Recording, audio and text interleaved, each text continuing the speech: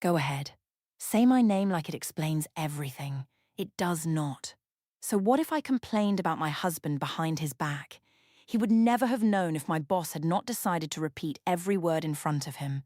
Someone had to be honest about what it was like to live with a man who had stopped trying. At the party, Owen only straightened the red Giast badge on his jacket and gave me that quiet look I knew too well. I thought he was embarrassed. I thought the room was finally going to understand why I deserved better. I am Renata Vale, 34, a senior client events manager, and obviously I understand people better than most. So what if I complained about my husband behind his back? He would never have known if my boss had not repeated every word in front of him. Someone had to be honest about living with a man who had stopped trying. When Owen straightened the red guest badge on his jacket, I took it for the nervous habit he had when he knew he did not belong. By the end of that party, I was certain everyone would understand why I deserved better. At Marlowe Hospitality, I could control a room before the guests entered it. I chose where clients sat and which problem disappeared before anyone noticed. My husband had once admired that. After my first gala, Owen waited awake until 2 in the morning and made grilled cheese while I told him about a missing photographer. On Sundays, we visited a narrow bookstore and chose one book for each other. No explanations. Back then, his silence felt thoughtful. Later, it felt empty. The fracture came when Owen refused a promotion so he could care for his father after a stroke. He made the decision before discussing it with me. The promotion would have moved us to another city and given him a better title. Instead, he stayed. Obviously, he called it loyalty. I called it fear. What bothered me most was having to explain it. Coworkers who had heard me praise Owen's future wanted to know why he was still working from home in old shirts. I had to make his choice sound noble when it left me carrying the social weight of both of us. Owen showed love through errands and paid bills, then acted surprised when those things did not make me proud to introduce him. One Thursday, I met my team at the rooftop bar beside our office. The wind kept lifting the napkins, and Talia trapped hers under a glass while Marcus asked why Owen never came to company events. I said my husband did not enjoy successful people. That was not exactly what Owen had told me, but honesty does not need every detail. Talia asked whether he owned a proper jacket. I laughed and told them how he had left our hallway light broken for a week. I did not mention that his father had moved into assisted care during those days. Marcus said a woman with my energy deserved a man who could match it. That sentence stayed with me. At home, Owen sat in the parked car sorting receipts. He placed one parking slip flat against his palm and straightened its bent corner.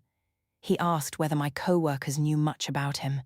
I told him they knew enough. He wanted to know what enough meant. I said it meant they knew I was married. His eyes stayed on the receipt while he asked why I never invited him to meet them. There was no accusation in his voice, which made him easy to dismiss. I told him he was becoming insecure because he spent too much time alone.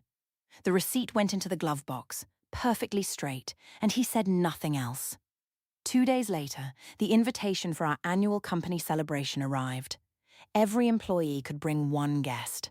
The sample badge was bright red with one word across it, Giest. At lunch, I showed it to Talia and joked that it was the first accurate job title Owen had received in years. She laughed so hard that Marcus turned from the next table. Of course, I laughed too. It was only office humor. Owen was never supposed to hear it. That evening, he saw the invitation on my laptop and asked whether I planned to take him. I said the party mattered to my career and I could not spend the night managing him. He asked softly what had changed between us, because there had been a time when I wanted him beside me after every important event. I told him adulthood had changed us, and some people had grown faster than others. He printed the invitation, placed it squarely on the counter, and said he wanted to come. I refused. He asked again the next morning. This time, he did not look embarrassed. He only waited for my answer. By Monday, Owen had become part of our office routine without ever entering the building. During lunch, someone would ask for the latest story about my husband, and I would give them one. Sometimes it was about his old shirts. Sometimes it was about the way he stayed home while I attended client dinners. I never called it cruelty. It was honesty, and people respected honesty when it was entertaining. Talia enjoyed the stories most. She started calling Owen the house guest after I said he acted like a visitor in the life I had built. The name moved from our lunch table into the private team chat. Soon, even Marcus used it. Obviously, Owen was never supposed to hear any of it. That was the difference between complaining and humiliating someone.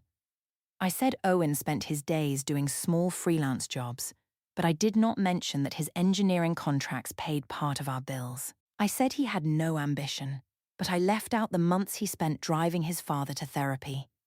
Details only softened the truth I wanted people to see. That evening, Owen was waiting in the living room. My phone sat perfectly straight against the edge of the coffee table.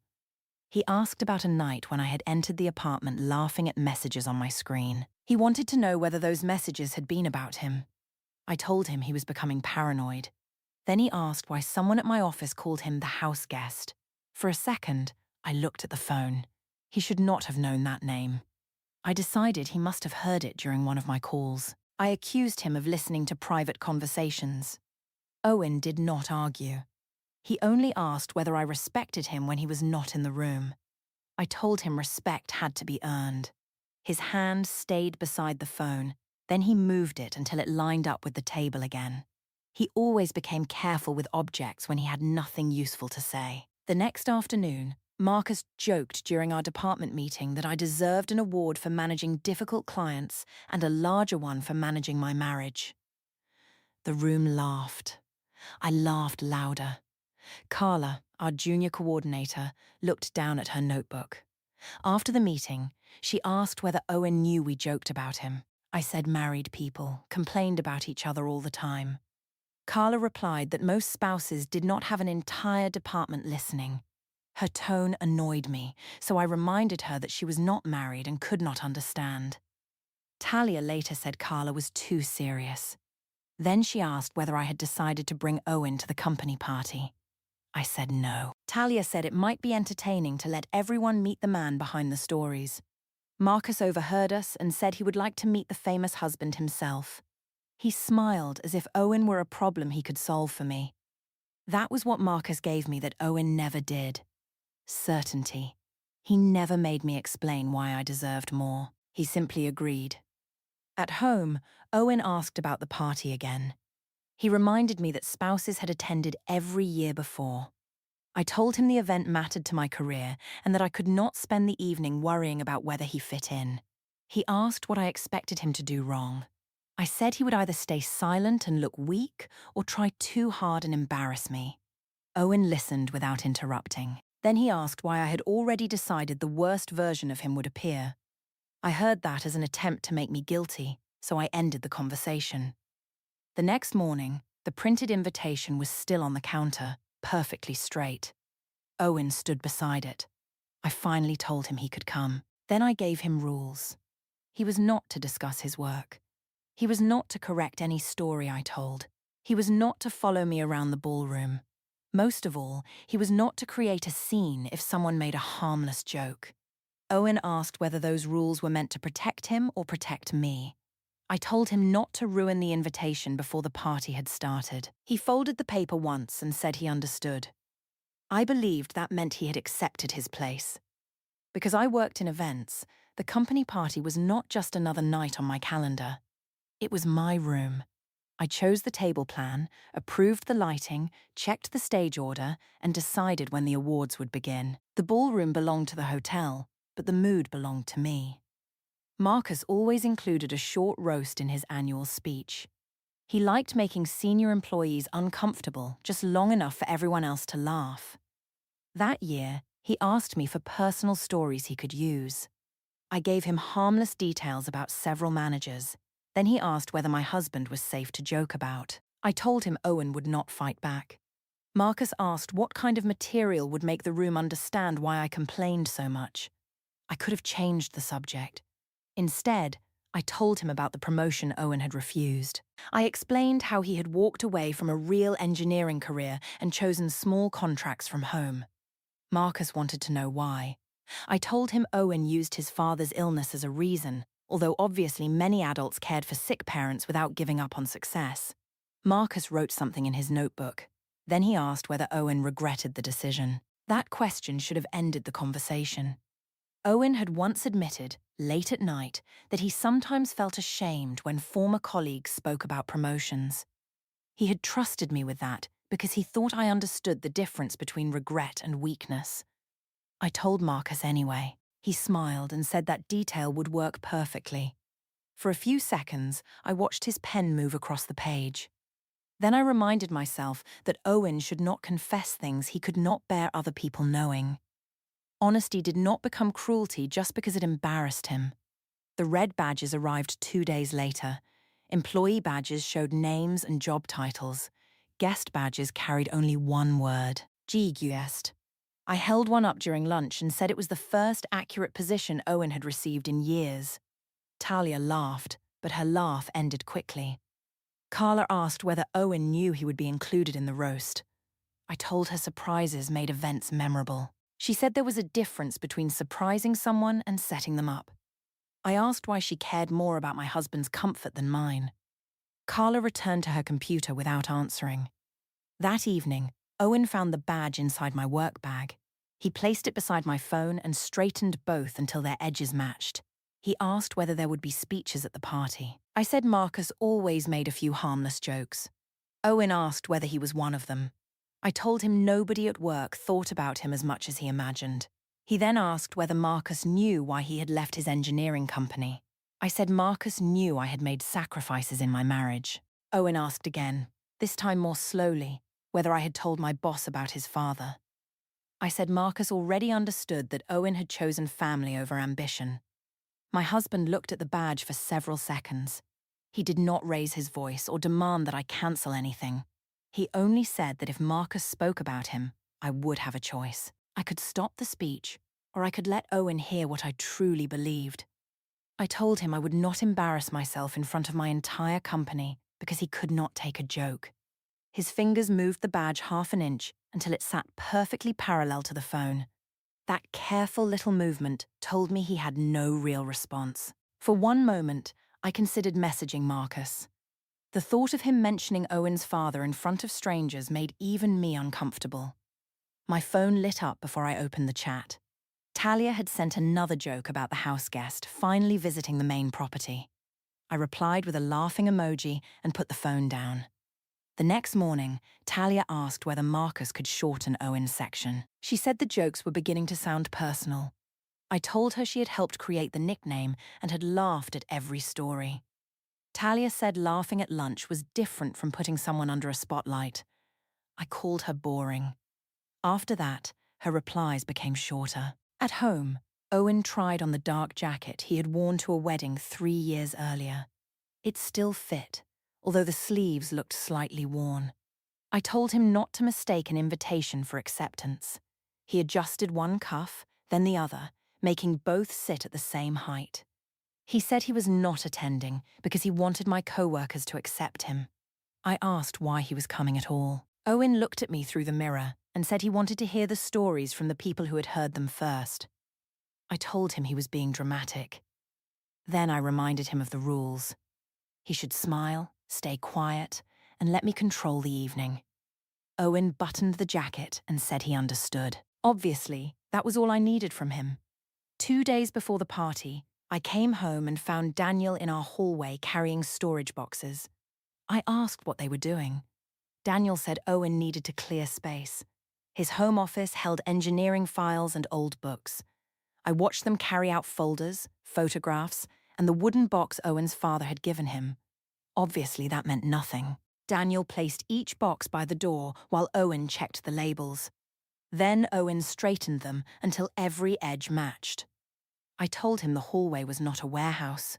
He said they would be gone soon. Daniel looked at me as if he wanted to add something, but he lifted the first box and left. Later, I called my sister Elena and told her about Marcus's roast. I expected her to laugh when I described the guest badge and the house guest nickname. Instead, she asked whether Marcus planned to mention Owen's father. I said he might, because that explained why Owen had thrown away his career. Elena reminded me that Owen had spent weeks driving our mother to appointments while I was traveling. I said kindness did not make someone a good husband. She replied that it did not make him worthless either. Elena was supposed to understand how exhausting it was to live beside a man who made quiet decisions and left me to explain them. When I continued, she said she did not want to hear another joke about him. Then she ended the call. That night, Owen stood beside the bookshelf holding the first novel I had chosen for him. The cover was faded, and my handwriting was inside. He asked whether I remembered why I had picked it. I said it had been years. Owen told me I once said the main character was quiet but never weak. I told him people changed. He agreed. For a moment, he looked less like the disappointing man I described at work, and more like the person who had waited awake with grilled cheese after my first gala. I did not like that feeling. It made the last 6 years harder to arrange into a simple story. So I asked whether he planned to spend the evening acting wounded. Owen closed the book, straightened it against the shelf, and said he had no performance planned. The next morning, I bought him a new shirt for the party. I called it a peace offering. In reality, I wanted control. I explained which coworkers he should greet, when he should smile, and how long he should stay near me. Owen listened, then pushed the shirt back. He said he would wear his own. I accused him of rejecting the first kind thing I had done for him in months. He asked whether kindness usually came with instructions. I said someone had to help him avoid embarrassment. Owen folded the shirt once, lined it with the bed, and walked away. When I opened our closet that evening, half of his side was empty. The missing jackets and travel bag left spaces between the hangers. I asked where everything had gone. Owen said Daniel had taken several things. For 1 second, the bedroom looked divided rather than organized. Then I decided he was trying to frighten me before the party. I told him the performance would not work. He did not correct me. In the hallway, Daniel handed Owen a silver key. I asked what it opened. Owen said Daniel had a place for anything he needed. I assumed he meant their father's storage unit. Obviously, brothers liked making simple arrangements sound important. Talia did not answer my messages until late that night. When she replied, she said she hoped Marcus kept the speech professional. Marcus was more enthusiastic. He said Owen would finally understand what kind of woman he had failed to appreciate. I loved that sentence. Before bed, Owen asked whether I had told Marcus private things about him. I said Marcus only knew what any observant person could see. Owen placed the hotel invitation squarely on the dresser and said that after the party, neither of us would need to ask that question again. I took his calm for surrender. The hotel lobby smelled of lemon polish and warm champagne. I arrived in a silver dress I had chosen to match the stage lights, while Owen wore the same dark jacket he had tried on at home. At registration, a coordinator checked my name and handed him a red badge marked Guest. Owen attached it to his jacket, looked down, then removed it and fixed it again until the badge sat perfectly straight. I told him not to look so nervous. He said he was not nervous. Obviously, that was what nervous men always said. Inside the ballroom, my coworkers greeted me with hugs and compliments. Their voices changed when they noticed my husband beside me. Some smiled too quickly. Others looked at his badge and whispered. Owen noticed, but he kept walking. Marcus approached with a glass in his hand and shook Owen's hand as if they were meeting for business. He said he had heard a great deal about him. Owen asked whether any of it was good. Marcus laughed instead of answering. I laughed with him because the question sounded needy, and I refused to let Owen make the introduction uncomfortable. For once, he was standing inside my world. Everyone knew my title. They knew what I had achieved. They also knew exactly what kind of man had failed to keep up with me. Before dinner, Owen asked me to step into the hallway. The ballroom doors closed behind us, cutting the music into a soft beat. He asked what Marcus planned to say during the roast. I told him I did not control every word my boss used. Owen reminded me that I had helped prepare the speech. He asked whether Marcus knew about his father, the promotion, and the private things Owen had told me during our marriage. I said this conversation was becoming embarrassing. He replied that embarrassment was the reason he was asking before we returned to the room. Then I finally said the one thing he could not deny. I told him he had spent years making serious decisions without including me. He had refused the promotion before asking what I wanted. He withdrew whenever I demanded a real conversation, then left me to explain our life to everyone else. Owen listened without correcting a single word. He admitted that his silence had often left me alone. He said he believed actions were enough and understood too late that they were not. That was the admission I had wanted for years. Instead of making me softer, it made me feel justified. I told him that if he understood my loneliness, he should also understand why people at work knew about it. Owen said we could leave before the speeches. He offered to go home with me, sit down, and decide privately whether there was still a marriage worth saving. He said he would not ask again. I looked through the ballroom doors at Marcus greeting senior managers near the stage. Leaving would have made it seem as though Owen controlled me. It would have made Talia and Marcus wonder whether all my confidence disappeared the moment my husband became uncomfortable. I refused. I told Owen that, for once, he would sit quietly while other people described what I had lived with. His face did not change. He only asked whether that was my final answer. I said it was. When we returned, Talia was standing near our table. She had heard enough of the hallway conversation to understand what had happened. I expected her to tell me I had been brave. Instead, she looked toward Owen and said she needed some air. Later, when I reached for her during the first round of drinks, her chair was empty and my message remained unanswered. Owen sat beside me and began arranging the small objects near his plate. He straightened his place card, then his glass, then the red badge on his jacket. The more careful he became, the safer I felt. That habit always appeared when he had accepted that he could not win. I whispered that the evening would be easier if he laughed along with everyone else. Owen said he intended to listen carefully. Dinner ended, the lights over the tables dimmed, and Marcus climbed onto the stage. He began with harmless jokes about delayed projects and demanding clients. The room relaxed. Then he looked directly at our table. Marcus said the company should honor me not only for managing difficult guests, but also for managing a difficult husband. The first laugh was uncertain. Mine made it louder. Marcus said Owen was a man who stayed home while his wife built a real life. More people laughed. Owen did not move. Marcus added that a woman like me deserved someone with ambition, not someone who used family problems as an excuse to disappear from the world. Owen slowly removed a drink token from under his glass and placed it straight beside his plate. I watched that tiny movement and smiled. His silence proved every story I had ever told about him. Marcus kept smiling as he said Owen had abandoned a real engineering career because pressure frightened him. He claimed I had been forced to become both the husband and the wife in our marriage. A few people laughed, but the sound was thinner now. Then Marcus mentioned Owen's father. He said family responsibility could excuse failure for only so long. Owen looked at me instead of the stage. He asked Marcus where he had learned that. Marcus pointed toward me and said I had always been honest about my marriage. Owen asked whether I had told him about the promotion he refused.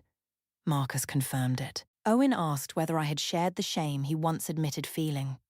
Marcus nodded again. Then Owen asked whether everyone called him the house guest. Nobody laughed.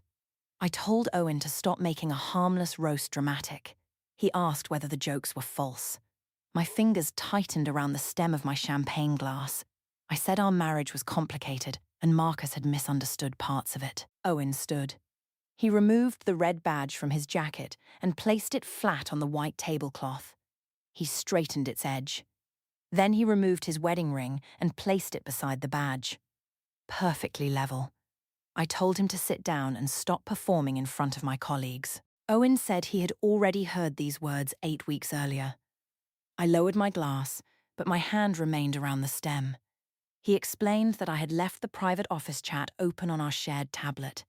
He had seen the nickname. He had read the messages where I called him useless, embarrassing, and replaceable. He had seen me tell Talia that he would never discover what I said because he had no place in my professional world. His questions about my coworkers had not been insecurity. The invitation he kept straightening had not mattered because of the party. Daniel's boxes had not been office cleaning. The empty closet had not been a threat. Owen had asked to attend because he wanted to see what I would do when someone repeated my words in front of him. He said I could have stopped Marcus after the first joke. I could have explained that he cared for his father. I could have told them his freelance contracts helped support our home. I could have protected the private confession he had trusted me with. Instead, I laughed at every line. Marcus said he had only been defending me. Owen told him he had not defended anyone. He had simply performed my contempt with a microphone. I stood and said ordinary complaints between coworkers were being turned into something cruel. I said Marcus had taken my words too far. Priya, the HR director, asked Marcus whether the personal information in his speech had come from me. Marcus looked around the room, then admitted that it had. I said I never expected him to repeat everything publicly. Priya replied that expecting secrecy did not make the behavior professional or harmless. There was nothing dramatic in her voice. That made it worse. Marcus stepped away from the table and said the incident would need to be reviewed by the company. He stopped calling the speech a defense. He stopped looking at me. I searched for Talia, but her chair was still empty and my messages remained unanswered. Owen said Marcus had given him useful advice. If I truly believed I deserved a different life, he would no longer force me to remain in this one. I started crying and reached for his arm. He stepped back. I told him I had never wanted our marriage to end. I only wanted him to change. Several coworkers stared at me as if they could not understand why I was upset.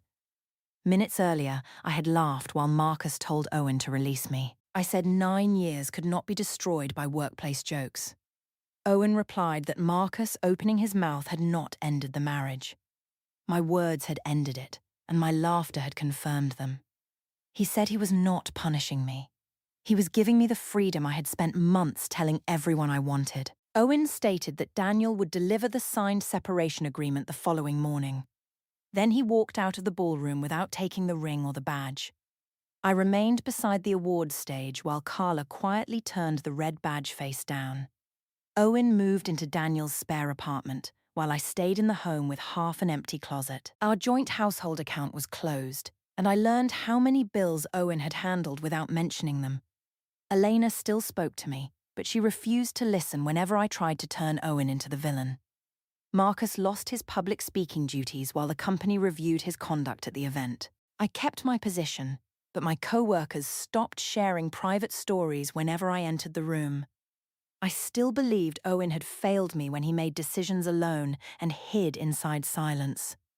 That part remained true, but I had not complained because I wanted help. I complained because every laugh made me feel more successful than the man waiting at home. I believed controlling his reputation gave me power over our marriage.